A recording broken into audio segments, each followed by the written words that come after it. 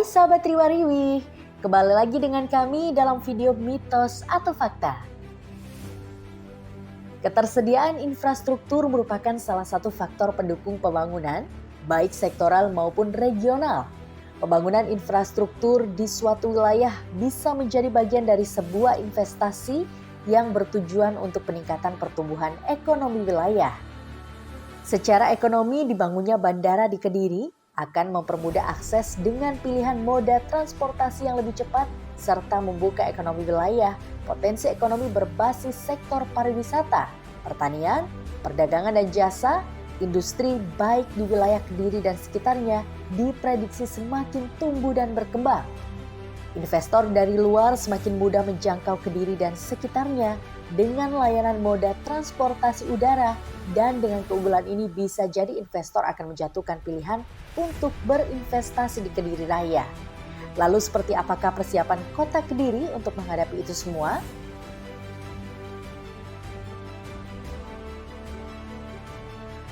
Pembangunan alun-alun kota Kediri. Pada awalnya alun-alun kota Kediri hanya berupa hamparan tanah gersang berumput dan di tengahnya terdapat patung Mayor Bismo berwarna emas.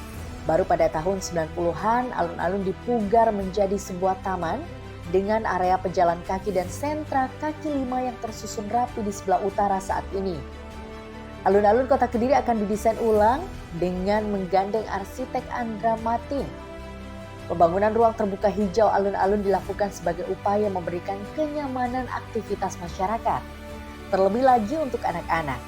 Rencananya alun-alun akan dibuat tanpa pagar dan alasnya dibuat miring.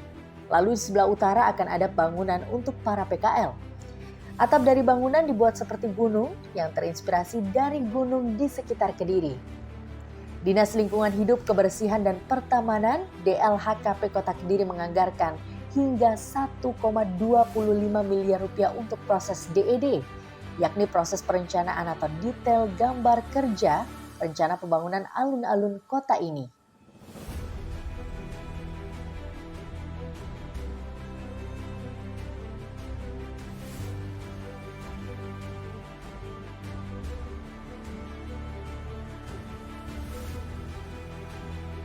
Pembangunan Jembatan Bandar Ngalim. Jembatan Bandar Ngalim dibangun pada tahun 1973 dikarenakan sudah berumur setengah abad dan dinilai rentan terjadi pekaratan serta peretakan pada konstruksinya. Akhirnya Pemkot Kediri memutuskan untuk merekonstruksi jembatan. Rekonstruksi yang dimaksud yakni jembatan akan dilebarkan dari 7 meter menjadi 13 meter dan akan dibuat 4 lajur yang menghubungkan wilayah barat dan timur kota Kediri saat ini. Jembatan tersebut hanya memiliki 2 lajur. Selama proses pengerjaan, jembatan akan ditutup total. Perbaikan jembatan ini menggunakan dana anggaran pendapatan dan belanja negara atau APBN. Rekonstruksi jembatan telah dilakukan sejak 25 September 2022 dengan PT Bukaka Teknik Utama sebagai pelaksana proyek, dilansir dari Detik Jatim. Wali Kota Kediri Abdullah Abu Bakar menjelaskan bahwa perbaikan jembatan Bandar Ngalim membutuhkan waktu kurang lebih 1 tahun.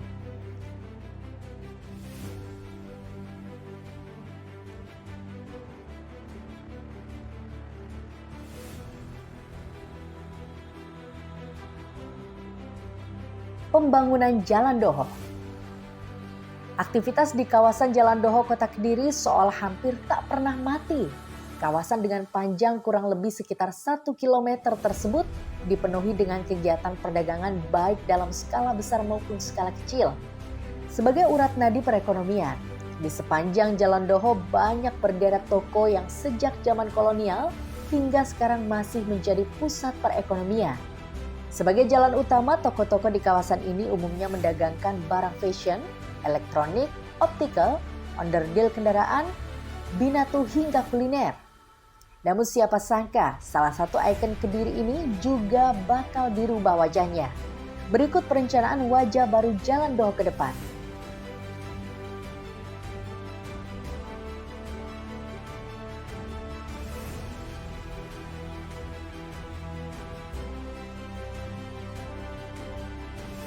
Gimana menurut kalian?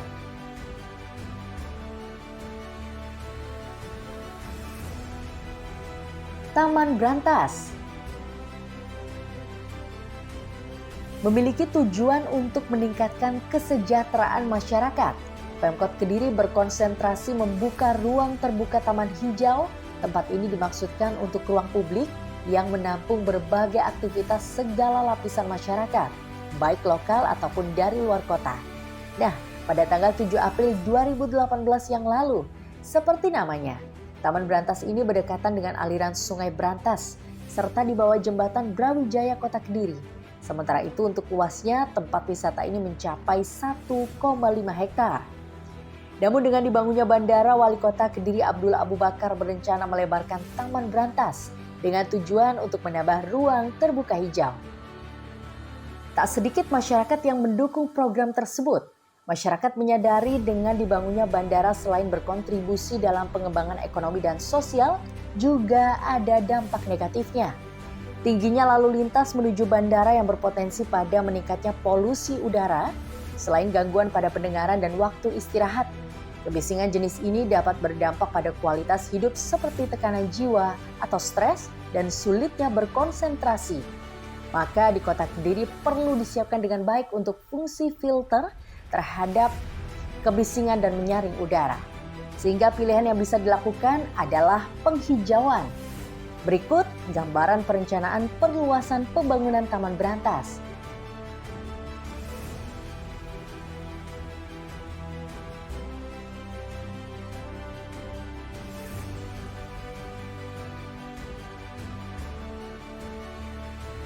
Lalu bagaimana menurut kalian? Mitos atau fakta? Tulis di kolom komentar ya. Jangan lupa like dan subscribe channel Riwa Riwi biar tidak ketinggalan video selanjutnya.